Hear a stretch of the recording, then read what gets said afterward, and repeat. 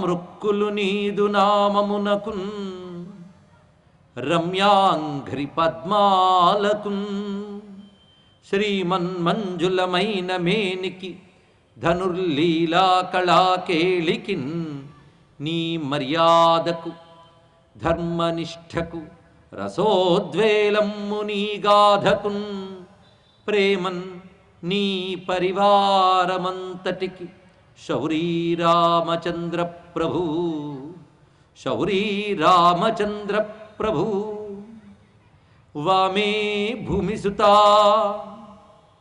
పురశ్చ హనుమాన్ పశ్చాత్ సుమిత్రాసుతః శత్రుఘ్నో భరతశ్చ పార్శ్వదళయోః వాయువాదికోణేషు చ సుగ్రీవశ్చ విభీషణశ్చ యువరాట్ తారాసుతో జాంబవాన్ మధ్యే నీలసరోజకోమలరుచిం రామం భజే శ్యామలం శ్రీరామం భజే శ్యామలం. శ్రీరామ జయ జయ రామ శ్రీ హనుమాన్ జయ జయ హనుమాన్. జాంబవత్ సుగ్రీవ హనుమత్ సీతాలక్ష్మణ భరత శత్రుఘ్న పరివార సమేత శ్రీరామచంద్ర పరబ్రహ్మణే నమో నమః. రామరాజ్యం భారతదేశమునందు ప్రతిష్ఠింపబడుగాక అనే సంకల్పంతో మనం రామకథకు ఉపక్రమిద్దాం. భారత జాతికి రామచైతన్యం బాగా అందితే గాని వ్యక్తిత్వాల నిర్మాణం కావు. ముఖ్యంగా యువతకి రాముడు ఆదర్శం కావాలి. ఆ రామచంద్రమూర్తి యొక్క అనుగ్రహంతో మన వ్యక్తిత్వాల నిర్మాణం కావాలి. అందుకు మనం రామకథని పట్టుకోవాలి. ఆ సీతారామాంజనేయ స్వామి వారి అనుగ్రహంతో సీతారామాంకితంగా మనం ఈ రోజు నుంచి రామాయణ కథని చెప్పుకోబోతున్నాం. రామాయణం అనే మాట వింటేనే చాలా భారత జాతి పొంగిపోతుంది. భారతీయుల గుండె చప్పుడు రామనామం, భారతీయుల జీవన విధానం రామాయణం. అందుకు భారత జాతికి ఆదర్శమైనటువంటి గ్రంథం రామాయణం. ఆ రామాయణానికి ఎంత మహిమ ఉన్నదంటే, సాధారణంగా రాముడు అనగానే చాలామంది మానవ జాతికి గొప్ప ఆదర్శాన్ని చూపించడానికి వచ్చిన మహాపురుషుడు అని మాత్రమే చూస్తారు. ఇందులో సందేహమేం లేదు. కానీ అది ఒక కోణం మాత్రమే. సమగ్రంగా రాముడిని అర్థం చేసుకోవాలి అంటే మానవజాతి ఎలా ఉండాలో చెప్పడానికి వచ్చినటువంటి సాక్షాత్ నారాయణమూర్తియే రామచంద్రమూర్తి. అది రాముడు అనగా మనకు ప్రధానంగా రెండు భావాలు ఉండాలి.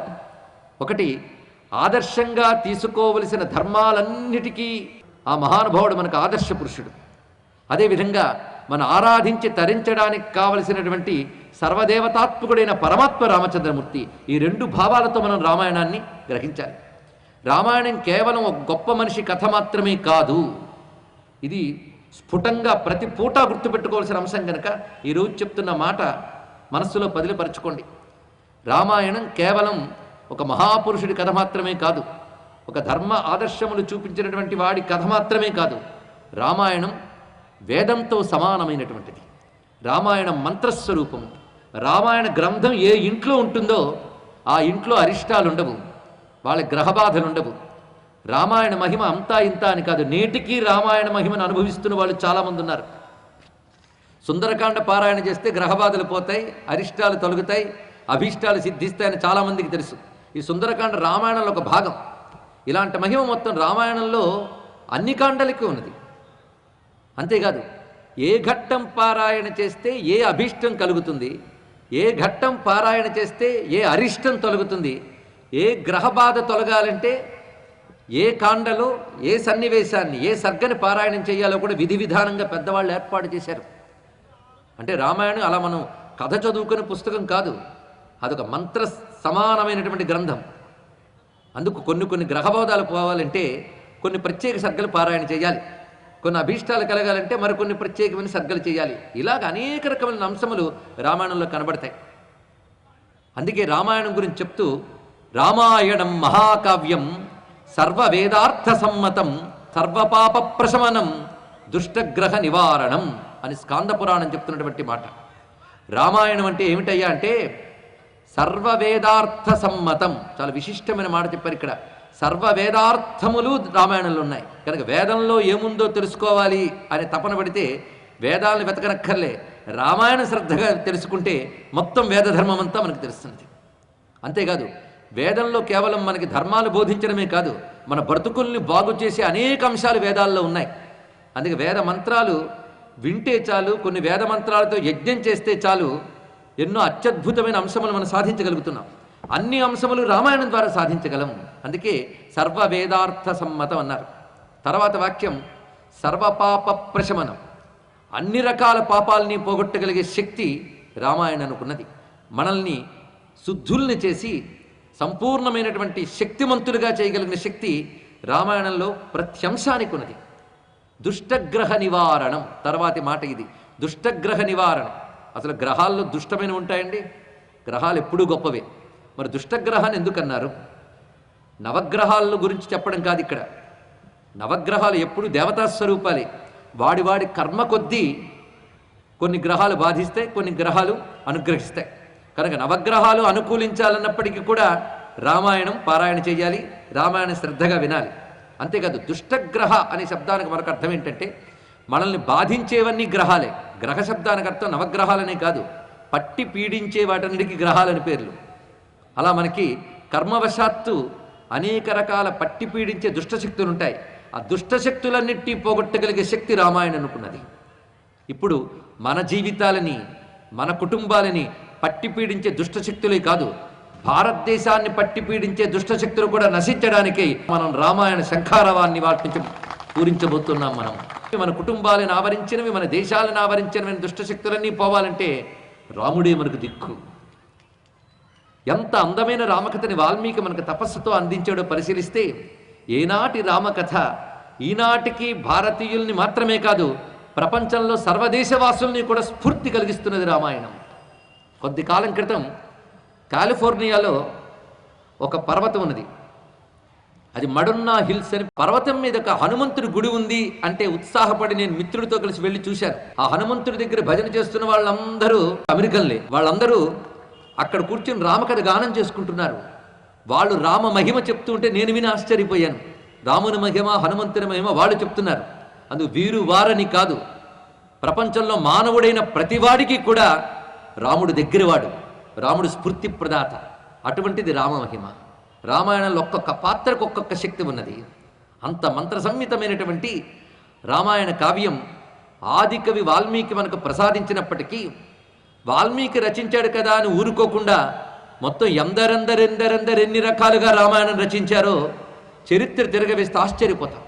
ప్రతి భాషలో అనేక రామాయణాలు ఉన్నాయి. వాల్మీకి మాత్రం దేవభాష అయిన సంస్కృతంలో మనకి రామాయణాన్ని అనుగ్రహించాడు. అటు తర్వాత ఆ దేవభాష అయిన సంస్కృతంలోనే బోలుడు రామాయణాలు ఉన్నాయి. వాల్మీకి రామాయణం కాక ఎన్నెన్ని రామాయణాలు ఉన్నాయో మనం ఒక్కసారి స్మరించుకుందాం. ఆ రామాయణ కర్తలందరికీ నమస్కారం చేసుకుందాం. అక్కడ ముందుగా వాల్మీకిని మనం నమస్కరించుకున్న తర్వాత వేదవ్యాసుల వారు, ఎందుకంటే వాల్మీకి త్రేతాయుగంలో రామాయణం రచించారు. ద్వాపర యుగాంతంలో వేదవ్యాసుల వారు 18 పురాణాలు రచించారు. ప్రతి పురాణంలో రామకథ రచించారు. అంటే రాముడంటే వ్యాసునికి కూడా అంత ప్రీతి. రామకథ చెప్పకపోతే తన బ్రతికే ధన్యం కాదనుకున్నాడు మహానుభావుడు. అందుకే 18 పురాణాల్లో రామకథని చెప్పాడు. అక్కడితో ఆగకుండా మహాభారతం రచించిన వ్యాసుడు మహాభారతంలో అరణ్య పర్వంలో మార్కండేయుడు ధర్మరాజుకి రామకథని చెప్పాడు అనే విషయాన్ని మొత్తం ప్రస్తావన చేశారు. అంతేకాదు మహాభారతం జాగ్రత్తగా చదివితే ఎక్కడికక్కడ అర్జునుడు మొదలైన వారు రామకథను అనేక పర్యాయాల్లో స్మరణ చేసుకుంటూ ఉంటారు, రాముడు గురించి కీర్తిస్తూ ఉంటారు. ఇలాగ భారతంలో రామాయణం ప్రత్యేకంగా అరణ్య పర్వంలో విశేషంగా మనకు కనబడుతున్నది. ఇక భాగవతంలోకి ప్రవేశిస్తే భాగవతంలో 9వ స్కంధం అంతా రామకథ చెప్పబడుతుంది. ఇక్కడ ప్రధానంగా రామకథ 9వ స్కంధంలో మనకు కనబడుతుంది. వామన చరిత్ర మొదలైన ఉన్నప్పటికీ అక్కడ కూడా సుఖయోగేంద్రుల వారు భాగవతంలో పరీక్షిత్ మహారాజుకి రామకథని స్పష్టంగా చెప్పారు. అంతేకాదు ఆ భాగవతాన్ని మనకు తెలుగులో అందించిన వారు పోతన గారు. భాగవతం కృష్ణ కథ, కానీ పోతన గారు గంగా తీరంలో గ్రహణ సమయంలో ధ్యానంలో ఉండగా ఆయనకి ఆ తపస్సమాధిలో, ధ్యాన సమాధిలో రామచంద్రమూర్తి దర్శనమిచ్చాడు. దర్శనమిచ్చి భాగవతం రచించమని చెప్పాడు. పలికెడిది భాగవతమత పలికించెడివాడు రామభద్రుండట అని పలికిన భవహర మగునట పలికెద వేరుండు గాథ పలుకగనేలా శ్రీకంఠ చాప ఖండన పాకారి ప్రముఖ వినిత భండన విలసత్ కాకుస్థ వంశమండన రాకేందు యశో విశాల రామన్ రూపాలా అంటూ ఆ రామచంద్రమూర్తిని దర్శించి పోతన గారు భాగవతాన్ని రచించి రామునికి అంకితం చేశారు. కనుక భాగవతానికి రాముడికి ఉన్న అనుబంధం చెప్పుకున్నాం. ఇలాగా వాల్మీకి రామాయణం తర్వాత ఏవేవి చెప్తున్నాం? అష్టాదశ పురాణాలు అంటే 18 రామాయణాలు అప్పుడే. అదేవిధంగా భారతం, భాగవతం, వీటిని ఆర్ష రామాయణములు అంటారు. అంటే ఋషులు రచించినవి. వాల్మీకి తర్వాత వ్యాసుడు రచించాడు. వీరు కాకుండా ఇంకెంతమంది రామాయణాలు రచించారంటే భరద్వాజ మహర్షి రచించిన రామాయణం ఉంది, అగస్త్య మహర్షి రచించిన రామాయణం ఉన్నది, నారద మహర్షి రచించిన రామాయణం ఉన్నది. ఇలాంటి రామాయణాలు ఎన్నున్నో. విశేషించి భోజ మహారాజు తెలుసు కదా, భోజ మహారాజు అని ఒక మహానుభావుడు భారతదేశాన్ని పరిపాలించేవాడని. ఆ మహానుభావుడు సంస్కృతంలో చెంపు రామాయణం అని రచించాడు. అంటే సంస్కృత శ్లోకాలలో గద్యాలలో రామాయణం రచించాడు భోజ మహారాజు. అదేవిధంగా కాళిదాస మహాకవి రఘువంశం అనే పేరుతో రామచంద్రమూర్తి గాథని, రామచంద్రునికి పూర్వీకులైన మహాత్ముల గాథని వర్ణించి చెప్పాడు ఆ మహాత్ముడు. ఇంకా అక్కడితో ఆగకుండా సంస్కృత కవులు ఎంతమందో రామకథను రచించారు. రామకథ నాటకాలుగా రచించారు. భవభూతి అనే మహానుభావుడు ఉత్తర రామచరిత్రం రచిస్తే, మరొక ఆయన అనర్ఘరాఘవం అనే దాన్ని, ఇలా అనేక రకాల రామకథలు రచించారు సంస్కృత కవులు. సంస్కృత కవులు ఎంతమందో రామకథను రచించారు. రామకథ నాటకాలుగా రచించారు. భవభూతి అనే మహానుభావుడు ఉత్తర రామచరిత్రం రచిస్తే, మరొక ఆయన అనర్ఘరాఘవం అనే దాన్ని, ఇలా అనేక రకాల రామకథలు రచించారు సంస్కృత కవులు. ఇవి సంస్కృతంలో పుట్టిన మరికొన్ని రామాయణాలు. మొదట చెప్పినవి ఋషులు రాసిన రామాయణం. అంటే వాల్మీకి, వ్యాసుడు, అగస్త్యుడు, భరద్వాజుడు, నారదుడు, వీళ్ళు అన్ని ఋషి రామాయణాలు. కవి రామాయణాలు అంటే భోజ మహారాజు, కాళిదాసు, ఇందాక చెప్పినటువంటి భవభూతి మొదలైన వారందరూ రచించినవి. ఇవి సంస్కృతంలో. ఇక దేశ భాషల్లో నేను చెప్పాలంటే ఒకట ఏమిటండి, ఎన్నెన్ని రామాయణాలు ఉన్నాయో. మన తెలుగునాట రామాయణాల గురించి మాట్లాడుకుంటేనే చాలదు. అసలు రామాయణం పుట్టని భాష ఉందా? ప్రపంచంలో సర్వనాగరిక భాషల్లోని రామాయణ కావ్యం ఉన్నది. ఇది మనం గర్వించదగ్గ అంశం. ఇక్కడ అన్ని భాషల్లో రామాయణం రచింపబడింది. పైగా వారి వారి భక్తిభావాలకి ఆ ప్రాంతాల్లో ఉండే గొప్పతనాన్ని కూడా వాళ్ళ కలబోసుకుంటూ ఆ రామాయణాన్ని వాళ్ళకి తగ్గట్టుగా మార్చుకుని రామాయణాన్ని వాళ్ళందరూ గానం చేస్తున్నారు. ఒక్క తెలుగునాటని ఎన్ని రామాయణాలు పుట్టాయంటే జానపదుల గేయాలతో మొదలుకుని జ్ఞానపథాలైన వేదాల వరకు రామాయణం వ్యాపించి ఉన్నది. ఇక్కడ జానపదుల గేయాల్లో ఎన్ని రామగాథలున్నాయో. ఊర్మిళాదేవి నిద్ర, లక్ష్మణదేవర నవ్వు, ఇలా చెప్తూ జానపదాల్లో ఎన్నో రామాయణాలు ఉన్నాయి. ఇక్కడ సామాన్యులైన పల్లెవాళ్ళు మొదలుకొని మహాపండితుల వరకు అందరికీ రామకథ కావాల్సిందే. అవునా లేదా?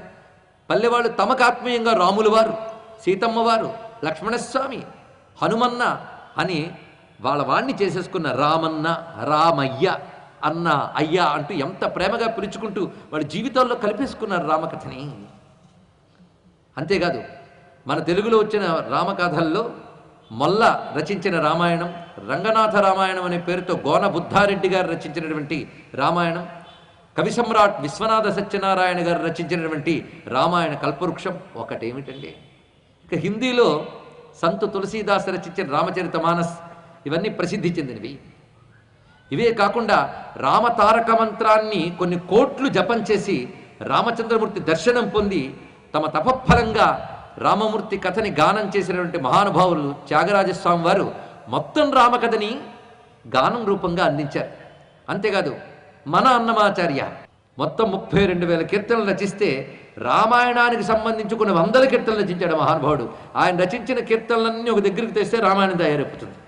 ఇది ఏ పరబ్రహ్మమిది ఏ రామకథ, శతకోటి విస్తరము సర్వపుణ్య ఫలము అంటాడు ఒక కీర్తనలో. రాజీవ నేత్రాయ రాఘవాయ నమో సౌజన్య నిలయాయ జానకీశాయ, రాముడు రాఘవుడు రవికులుడితడు భూమిజకు పతి అయిన పురుష నిధానము, అరయ పుత్రకామిష్టి యందు పరమాన్నమున పరగ జనించిన పరబ్రహ్మము, సురుల రక్షింపగా అసురుల శిక్షింపగా తిరమై ఉదయించిన దివ్య తేజము, రాముడు రాఘవుడు రవికులుడితడు. ఒకటేమిటి, ఎన్నెన్ని రామకీర్తనలు రచించాడు. రాముడి జననం మొదలు పట్టాభిషేకం వరకు వివిధ ఘట్టాలని వివిధ కీర్తనల్లో రచించి తన కీర్తనలతో రామాయణాన్ని అందించారు అన్నమాచార్యుల వారు. త్యాగరాజస్వామి వారు ఒకరేమిటండి, ఎందరెందరెందరో మన తెలుగునాటే గానాల రూపంలో, పద్యాల రూపంలో, వచనాల రూపంలో రామాయణం రచించారు, రచిస్తూనే ఉన్నారు, రచిస్తూనే ఉంటారు. తెలుసుకోండి. ఇక్కడ ఇలా మనం పరిశీలించినట్లయితే ప్రతి భాషలో కనబడతాయి. మనం తెలుగు వారం కనుక తెలుగు మీద కొంచెం దృష్టి పెట్టాం. ఇంకా కన్నడలో తమిళంలో చెప్పడానికేమోది ప్రతి వారికి వారి రామాయణాలు ఎన్నో ఎన్నో ఎన్నో ఎన్నో ఉన్నాయి. దీన్ని బట్టి చూస్తుంటే రామాయణం సర్వజనులకి అత్యంత ప్రీతిపాత్రమైనటువంటి గ్రంథం. ఈ మధ్య ఒక పాశ్చాత్యుడు అన్నమాట ఒక ఆశ్చర్యం కలిగిస్తుంది. పాశ్చాత్యుడు ఆయన రామాయణం చదివిన తర్వాత ఒక మాట అన్నాడు. రామాయణం గురించి పాశ్చాత్యులు ఎన్ని గ్రంథాలు రచించారో ముఖ్యంగా యువత వెతికి పట్టుకోండి. నేటి మానవ జాతికి, నేటి యువతకి రామాయణం అంటే ఏమిటి, భారతం అంటే ఏమిటి, ఈ దేశం అంటే ఏమిటి, జాతి చరిత్ర అంటే ఏమిటో తెలియని పరిస్థితిలో ఉన్నాం. మనం ఈ స్థితిలో ఉంటే మన జాతి గ్రంథాలు చదివి బ్రతుకులను బాగు చేసుకుంటూ ఉన్నారు పడమటి వాళ్ళు. ఒక పాశ్చాత్యుడు అంటున్నాడు, burn all the libraries, let there be Ramayana. గొప్ప మాట చెప్పాడు ఇక్కడ. Burn all the libraries, let there be Ramayana. మొత్తం భూమి యందున్న గ్రంథాలయాలని తగలబెట్టినా పర్వాలేదు, రామాయణం ఒక్కటి బ్రతుకున్నా చాలు, మానవ జాతి అంతా మళ్ళీ చైతన్యవంతాన్ని పొందుతుంది.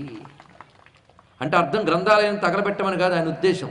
పాజిటివ్ లిజనింగ్లో అర్థం చేసుకోవాల్సింది ఏమిటి, సృష్టిలో ఉన్న సమస్త గ్రంథరాశిపోయినా పర్వాలేదు కానీ రామాయణం ఒక్కటి ఉంటే చాలు, మానవుడు ఎలా ఉండాలి, ఎలా ఉంటే మానవుడు పరిణమించి మహాయోగిగా ప్రపంచానికి పనికి వచ్చేవాడిలా తయారవుతాడో, తన జీవితాన్ని పరిపూర్ణం చేసుకుంటాడో అదన్నీ చెప్పగలిగినటువంటి గ్రంథం రామాయణం.